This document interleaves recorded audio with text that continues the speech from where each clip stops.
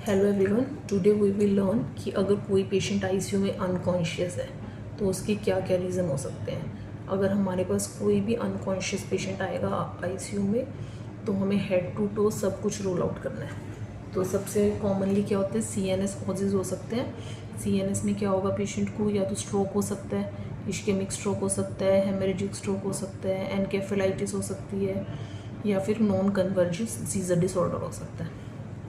दूसरा कॉज कौन सा होता है common, that is electrolyte imbalance. तो हमने पेशेंट का सीरम इलेक्ट्रोलाइट्स करवाना है। नेक्स्ट क्या हो सकता है, पेशेंट का ओरल आ जाओ हम, या पेशेंट खा पी अच्छे से नहीं रहा, हाइपोग्लाइसीमिया हो गया, पेशेंट को डिहाइड्रेशन हो गई है, या फिर कोई पॉइजनिंग उसने इनटेक किया, पॉइजनस सब्सटेंस का इनटेक किया है। नेक्स्ट इज़ थायराइड डिसऑर्डर हो सकता है पेशेंट को। लंग्स में क्या हो सकता है, पेशेंट हाइपोवेंटिलेट कर रहा है जिसकी वजह से हाइपोक्सिया या हाइपरकैप्निया हो सकता है, तब भी पेशेंट का कॉन्शियस ऑल्टर हो जाएगा।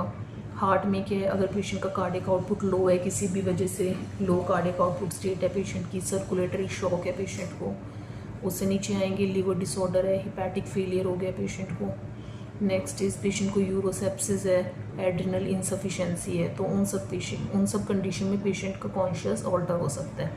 तो अगर कोई भी पेशेंट ऑल्टर्ड कॉन्शियसनेस के साथ हमारे पास प्रेजेंट करता है तो हमें सब कुछ रूल आउट करना होता है।